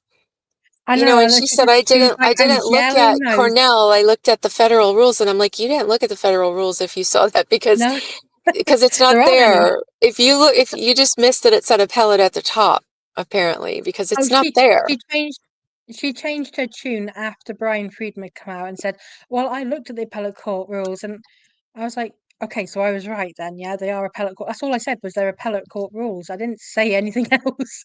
I just said they were Yeah, appellate court that's rules, and then you're like, "She's yelling at me, yelling yelling at me and being rude." I'm like, yeah, I "What?" saw that. I'm sorry you're going. Yeah, I've Yes. just if I know someone's problematic, I just stay away because I don't like to fight with people. I don't want No. to yeah, Yeah, I no, don't I want to won't I entertain won't any of correct that. her anymore. I think Yeah. her kind of, and she does some decent reporting sometimes. There's other times I think it's clickbaity or it's flat out wrong. It's when Yeah. I mean, I feel because I haven't done my disclaimer on this video, like I am not a US attorney and this is not legal advice, but I also feel like because of my qualifications, my experience, and talking about the law, and if someone is misquoting the law, I feel like I should be correcting it. But normally, and this is what happened here, normally, and I had to do it with her as well for when she said that she hadn't properly brought the claims because of the EEOC thing. She hadn't filed a complaint, and there was something about, oh, she's not an employee because she's a contractor, and she got all of that Oh, wrong. But yeah, that was wrong. yeah, it was wrong. But I feel like, like 'cause me, and I think not actually Golden did the same thing. She did this video where she sounded exasperated and kind of finished the video with "Good Lord," she was just a bit really pissed off. But I get it because by the time I get to the point where I have to go to that person and say, "Look, I'm sorry, you're misquoting this," I have had, probably about 50 questions of the same inaccurate information, or like, well, how are they able to do this because they're well outside they're 2 months late, or and I'm having to sit there in just repeatedly, like I get to a point where I copy and paste my Yeah. answer and go, no, the rules are, that person's quoted the rules wrong, whoever's told you that is wrong, this is the rules. And by the time when you keep doing this, right, and you spend all day just fielding questions and comments which Yeah. are based on misinformation, you get to a point where you think, do you know what, I've got to go to the source and say, look, what you've said is wrong, and it's generating a ton of work for me now to try and correct that, because Yeah. they're listening to what you're saying and running with it. And I Yeah. feel I can always tell when, go ahead. because I'm legally trained, I feel like there is a sense that I can't just, if I ignore it, if someone asks me directly and I ignore it, then I'm kind of validating that the Yeah. information's right. Yeah. And I feel like I can't do that. Right. Well, I think that's what's happening to Not Actually Golden as well. I can always tell Yeah, when some misinformation's gone out, because then I start getting all these questions. So that happened the other yeah, night. I kept getting all these, and so I just made a post and put it as clearly as I could in the post. I think it was about Judge Lyman's his order and what it meant. So somewhere along yeah, the line, somebody was saying something that wasn't correct. So I just like made a post. I'm like, you know, and then like just if I kept getting comments, I would just put my link to that post just to try to, you know, yeah. I mean, but I did put I mean I went to her straight on directly on Reddit, but I did put up a post on X. I didn't even name her actually. I've not named her yet in here. People know who she's yeah, I talking about. I haven't. see the chat, but it's like, well, I didn't name her, and then someone kind of piled on that. Oh, you went really hard after her, and I was like, but didn't even name her. I just I just said that the information wasn't right. Here's the right information. Which is that's the Yeah, point of what I'm doing here. I am giving legal commentary. So if yeah, I'm doing that and I know something's not right, then I am going to correct that. And if someone can't handle that, then that's a them problem, not my yeah, problem. yeah. I just avoid it because I don't watch her stuff at all. And so I don't know what's been Yeah, said. I just know like when a big group of questions and a lot of people will put her name there, and then I'm always like, don't put the name here, because then it's going to look like yeah. I don't want to be on her stories, for disagree, No, for saying this isn't correct and comments on my own channel. I'm not going out anywhere looking for trouble. I'm not going to post about her anywhere. I'm not going to seek it out, but when it gets brought to my channel and I have to answer, then I'm like always afraid that, oh, I'm going to end up in stories now, because I hate that no. stuff. I hate squabbling between You, content creators. we I think no, I it's get so that because childish. It's so beneath us. yeah, I don't want well, anything to do with it, and that's what and people said. People were like, "Oh, I don't want you fighting." Well, only there's not a fight if only one of us is like being but you shitty, really. you have to Like defend yourself. I Like have to, yeah. I mean, like she when I made found false out, allegations. yeah, like when I found out about Cat Ortega on Reddit, Reddit. Yeah. I was like, okay, I have to say something, because this woman is actively trying to find me in real life. And that was like the yeah, creepiest feeling. So yeah. She did it to creepy. me as well. Remember? I'm like, you just don't, while you hide behind, not you, her, while Yeah, she hides behind, you know, a Reddit, icon, and doesn't give any of her own information, but she's out there it looked like she was looking for everybody. yeah. Any content creator or any attorney, or she was hunting everybody down, and I'm like, this is creepy, and I wanted to say something about that. So there are times you do have to defend yourself, You but absolutely other do. times it's like, just please don't include me in this mess. I'm too old for this nonsense. That's I for feel it is. children. I'm full It's grown. no, exactly, and we I mean, we don't need it. This is actually hard to deal with, and like for me, mentally, sometimes it's quite hard to deal with, and Hmm. kind of being attacked. It wasn't her herself, without a crystal ball, um, didn't bother me. The shit she put up, I didn't. Like I just took it. I just took screenshots, and then I forensically dissected her claims with evidence, which is how I handle things. But Hmm. then when I did my video, actually, someone had sent me a screenshot of her. She put up a post having a go at someone in her own account. It was her old ex account. But then Yeah, she see, forgot that to stuff log out annoys and me. log into like a stock account so she could then quote tweet it and start screaming back at abuse at herself. And it just looked absolutely hilarious. But she was actually screaming at herself for Oh being no. shitty to content creators. Oh, that's weird. So I put that in my video. But Wow. but approaching her head on though, like so far, touch wood, the problem seems to have gone quiet for a bit, and I really hope it stays like that because there's no there's not been any interactions between me and her other than that. Oh, I think you made a mistake. I Yeah, think you read the wrong I've law. never had There's any no, personal issue with her at all. no. I, can't say anything, negative at all. I just, when I see that there's attacks on other people, then I know I want to stay away Well, from I that. mean, I watched her go after Zach, so I was kind of mindful of that. But Zach the Peter? first time yeah, Zach P. Oh yeah, she had a right go at him. Over Who? she calling saying he was discriminating against her because she's has an autistic child, but then someone sent me evidence that her child doesn't have autism, evidence that she had actually made public herself. So, and Zach's got his brother has autism. That's well known. So Zach's one of the he, nicest people on here. exactly, and he was really nice. I was there on the show itself, but then he did a live to address it, and he was almost in tears. And like as a I friend, was like gonna say, that was I feel really like hard. he would cry. Yeah, no, he did. He did. It was Oh, I devastating to missed all watch. that. I missed all that. So See, I I was hate this mindful. stuff. No, I was mindful of that. But I've also seen her go after as two lawyers as well because they said that she was partially right, partially wrong. She kind of Oh, reacted bad and started saying, I thought they went on each other's channels. "No, she They, doesn't have people on her channels." I think and I haven't seen her go on anyone else's to be honest. But I oh, think I they've thought they, talked about her and they oh, said I thought that they they haven't. watch her. But yeah, she's kind of been going after them a little bit and sending messages to their producer and everything, telling them See, to they're, keep the name out of her mouth. oh, So yeah, that's yikes. all that. Oh boy. Okay. Well, I Well, know not to I'll ever leave you. mention, I don't want drawn into any of this mess. Oh, I have No, God, no. no tolerance for this stuff. Yikes. See, Well, if I stay out of all the gossip and drama, so I just don't have I mean, time, you know? if she makes another she gets the law wrong.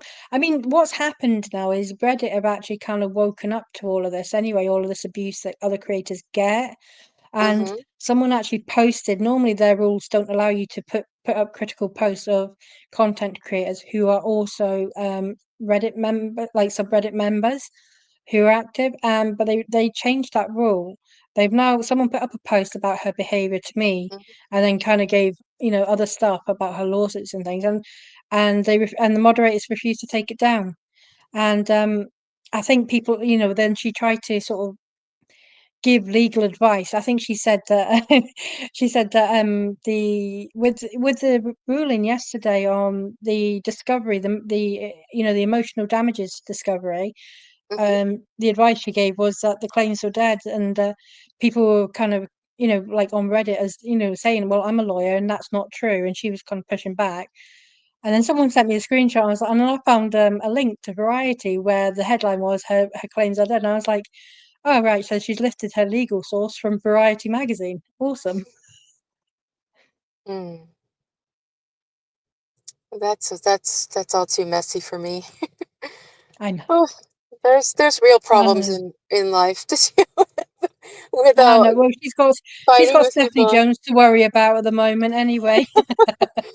Oh, messy, messy. Yeah. Okay. When Yeah. I'm glad I know this now though, so I know never to say that name. Yeah. Yeah. So it's not if I come across another mistake, I'm just gonna be like, I'll just put out a post and it'll kind of well, I mean, I didn't name her. I think it was because I went to her directly that might have triggered her. But if I just kind of left it as a put up a post saying, look, this is being presented as this, and that's not right. Here's where that rule is, or whatever, and just this is what the rule is. Mm. Then, or I might just leave, not actually golden to fix the problem. Mm. Yeah, let her She's fix normally quite quick on it. it. Yeah, that's a good idea. That's what I did too. She had made 4 different posts about that one topic, and I linked them all. No. So I made my own post and then said, go to her, and that's exactly what I did. I'm like, I don't think anybody's going to Yeah. argue with her. I wouldn't dare. No. No, exactly. But I mean, she then come out after all of this at the end of it. She went, "Oh, the appellate court rules, they trump the low, the federal rules." And I'm thinking, well, what's your take on that? Because my take is that's not how that works. That's not how that works. That's not how that No. works. It doesn't. It- No, if there's not rules in district court, your second best thing is to find cases from the district court that have ruled on yeah, it, and you can use yeah, that as a standard. And I found a couple cases that denied amicus briefs from the district court level. I had those in that one kind of long video I did about amicus briefs. I need to go through and like yeah, take out the main points and make a shorter one so more people see it. Because I think those long, tedious ones, you got to be kind of a nerd like me to you know, really want to read all that or hear all that. But it yeah, is important to understand what this situation is. But I need to like take the highlights and make a short out of it. But I found 2 cases where they were denied based on those yeah. kinds of findings.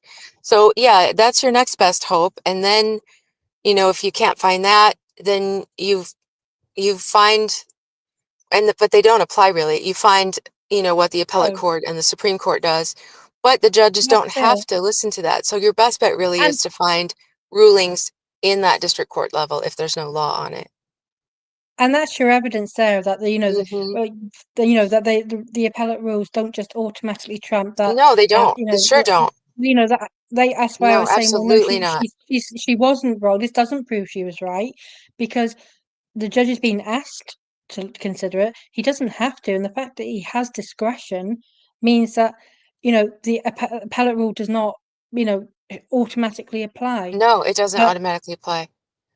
Yeah, also, he like, was if appellate rules automatically applied, then why would anyone go to the trouble of drafting the civil procedure rules, for the right. district courts? It's just Yeah, you would just have one set of rules and apply them exactly. everywhere. Yeah. But yeah, yeah, it's been a wild week, but I think we're over the worst of it now. I'm just, Yeah. as like I said, I'm just gonna ignore everything she says. I haven't got to give her my time. But Don't waste your seeing as time. we There's brought too up many. rules, Yeah, I literally don't have time for that nonsense, and I have no tolerance for it either, I don't, no. yeah. No, So, I mean exactly. I that mean, at the that's for end of the day, children. I can. It doesn't matter where I'm from. I can read the law. I mean that's very Hmm. clear what I write Hmm. and how I speak. That Well, I'm able American to law go. stems from UK law. It's common law, exactly. It Yeah. stems from it, but Hmm. like anything that's written down, like rules or doctrines or cases or any statutory instruments, I can clearly, if I can do it with English law and it's Hmm. in the same language, I can go to an Hmm. American law system, I can go to a Canadian, I can go, I studied international law, Hmm. and because I did a UK qualification, we were part of the EU. We had to study and be able to interpret a law that applied to 27 countries. Oh, So wow. I didn't, I don't have a struggle reading another. And my Hmm. area is corporate law. So we would have to, do deals with maybe China. We'd have to be mindful of some of their rules and their laws. So I have to be Mm. able to interpret another country's law Right. to incorporate them into contracts and things. That was my job. But Yeah. yeah, it was, I think I love reading it your just your breakdowns. I always wait because when I'm writing an episode on a topic, I don't want to read or listen to anyone else's until I finish yeah, mine because I don't want to be influenced by anything. I want to, I'm the same. sit and meditate on it and reread it and look stuff up. I look so much stuff up. You should see my desk right now. You can't even see the wood anymore. And I have a really long desk. It's like stacked with No, so many. I've really got to start sorting it out. But because I'm, going through so many different cases and so many different things, and I have to have it on paper. I don't do yeah. so well on screens, so I print everything. My poor printer, and so I've just got all these stacks of everything. There's endless I'm the filings, same. and Yeah, but no, I I'm the like to do same. that, and then after, as soon as I put mine out, then I go straight to my go-to people, which is always you on X and not actually Golden. And then I found another one, Lil Girl Attorney. She's on TikTok, and Yeah, that annoys me. I want her on YouTube. I'm like, yeah, come to YouTube. So I have to go to the web, to watch it, and because you can still watch it. At first I didn't know how to get them, and then I found out you yeah, can just go to the web, because I would try to click on them from different things like Instagram or stuff. Sometimes they'll be there, and it wouldn't work. Um, yeah. or it would tell me to make an account, and I don't want an account. Um, No. but I found out you could go to the web and watch it there, and so that's what I've been doing. And Yes, she's really you good. can. But yeah, I I like watch a to, few like, as soon people as mine on TikTok. airs, then I go and look at everybody else's, and it's like, did I get it wrong? So Yeah, no, I do that as well because like I don't want any outside influences. So like I'm forever because I got my little sidekick Ludwig who always sends me stuff. Oh, have you seen this? They said this, and I'm like, stop telling me. I don't want to know. Let yeah, me that's read it and exactly come to how I my do it. own. Yeah, Yeah, I you want to get do so it my own excited. first, pure, unadulterated, and then Yeah, then go look at everybody's. So and correct if exactly. I No, need to. exactly. So, Well, yeah, but because anyway, I did that off your stream when I watched your video yesterday, and I was so proud of myself because on that thing with the medical, oh God, was it Wayfarers? I think it was Wayfarers motion to compel the medical stuff. Like mm, someone had said to me, "Oh, Lauren picked up that Wayfarer had said spelt HIPAA wrong the whole way through," and I looked and I was like, "No, no, no! They only did it once, and that was in a quote from a case law, and they can't correct a yeah, quote they can't correct a because quote. it might." You cannot correct it because it could change the meaning, and it's someone else's Hmm. word. You can't correct it if it's in a No, you judgment. can't. You can just put sick. Yeah, or you But can hope that Judge Lyman's got common sense. He'll know what it means. And besides which, Wayfarer used it. They hadn't used it spelt it incorrectly the whole way through. When they'd referred to it in their own text, it was spelt correctly. So then I mhm. went through my entire post going, "Oh my God, have I spelt it wrong?" But then I I because I'm dyslexic, so that is something I would totally do. I was Mm, spelling mistakes all over my post because I'm hmm. dyslexic, or because I use my phone and it's a bit of a shithead with autocorrect. But I did pick, Yes. like I didn't realize that they were asking for only 4 years. I'd seen the 10 years in a little in brackets, but because it wasn't quoted, it was no quote marks, so it confused me, and I was like, oh, they want 10 years. Yeah, I And saw someone in had some cases, commented. that's quite standard. Yeah. Well, yeah, someone had said something in a comment, and about, oh, Yeah, it's ridiculous. They wanted 10 years. Why did they want 10 years? And I'm like, they don't want 10 years. They asked for 4. It was the yeah, citation of a motion to compel in another case that was granted for 10 years, yeah, but they only asked for 4.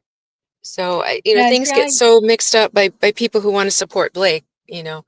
They'll find oh no, anything and then they definitely, run with but it because they don't look it up for themselves, you know. exactly. And I mean, I had to put the pages up anyway, so I would have hoped that people would also be looking at the attachments and then they would be able to see for themselves because I'm not going to get everything right. I make mistakes. I'm human, but also I'm coming at, I am it, I don't practice in these laws every day either, so Mhm. there are some limits, and I acknowledge that. But I mean, I did as soon as I heard it in your video, I went straight over to my thread and I kind of reposted it with correction. It's Mhm. 4 years, not 10.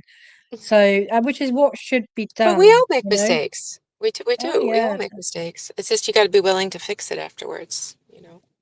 yeah, I tried to no, fix something definitely. in my video about, because I wasn't sure about the emotional distress. Like, could she still claim it in the other, like, what happens to those, And so I It's, didn't say, like, this is it. I said, I'm not sure. And that, mm, not actually Golden will probably know. Um, and then she did actually correct. She did say that, and I came back to delete that out of my video. But I'm on the beta program of YouTube right now, where they're putting everything. They're probably doing this for everyone. I don't know, but they presented it to me. You could have all your videos put in yeah, a bunch of different languages, and yeah. so I wanted that. So mine are in that, and then um, but the bad thing is, I didn't know this. You can't come back and change them once they've been put out in all those different languages, because it's not captions anymore. It's like actually dubbed. But once Yeah. they do that, you can't delete anything off of, which I don't really like that, because No, and it's the same with X. It's the same with X posts actually. People don't realize, like, because I do multi-post threads. So some of these threads can have, up to 12, maybe 14 posts, which are all kind of threaded together. I can amend. Now, it's a pain in the ass to have to take a post out, especially in the middle somewhere, and try and get it hmm back in, looking in order and flowing properly. Oh, yeah. It's really you can't change it. You can't edit them at all. You Yeah. might X doesn't always give the option, but you might be able to edit the first page. You've got like a window, and then there's a cut off, and you can't edit it at all. And I'm not taking down an entire post that thread that I've worked hours on for a typo, or I'd rather just repost it and say, look, I made a mistake on you know, post 3 or something, or I didn't, or I'll put it in the comments somewhere. It may get seen, it might not get seen, but I'm not taking down because to write from the point that I finished reading all of the stuff to actually sit and write the post and get everything right, it can still take another 2 hours, even once I've gathered all my Mm. information and I've highlighted what I want. It can take up to Oh, that's a two lot of hours work. to sit and write. Yeah, yeah, it's a huge amount. Especially when I had the Jed Wallace one, the first motion to motion, no, the first motion to dismiss from Blake Lively against Jed Wallace, it was like an 800-page document. That took me 20 hours. 20 hours just for that one document with all the Oh, work wow. that went into it, all the research, looking into it, and sometimes I'm comparing what complaints on this docket versus what complaint is on that docket. What did they say in their original complaint versus their amended complaint? And I don't give anything file names, so I make a point of not making my life easy. I just I end up buying it again for a second or third time on Pacer, and that's how I rack up my costs. I really, and that's the lawyer part of me is like Mm-hmm. I got used to like in practice I would have a secretary to do all of Mm-hmm. this shit. So I am the least organized person, and I'm like you. I like to have it printed, and then I can Yeah. go nuts with post-it notes and various things Yeah. and little tabs Different sticking color out. pens. Color, yeah. Oh my God, I got a different color pen for everything. Yeah, I mean Yeah. that's how I do my posts now on X is color coded, and that has gone Yeah, I down saw so that. That's well. brilliant. Yeah, it looks really pretty. Well, So I really gotta jump off now, yeah, though. sorry. I think we said that like Okay, half an hour ago. I But know. anyway, Thank you so much. This has been lovely. yeah, thank you. Thanks for having me. We'll have to do this again. We will definitely, definitely. Thank you Okay. so much for joining me. I've Okay. had All a right. great time. It was a great discussion. And thank you to everyone in the chat as well for Yeah, coming. thanks, chat. Sorry I wasn't looking at the chat. I can't see it on my phone. Normally I'm on my No, computer, so I can see it at the same time, but I can't see it from here. So sorry about that, guys. And hi and bye to everybody. thank you. Okay. All right. Have a good day. And you. Bye. Thanks. Bye.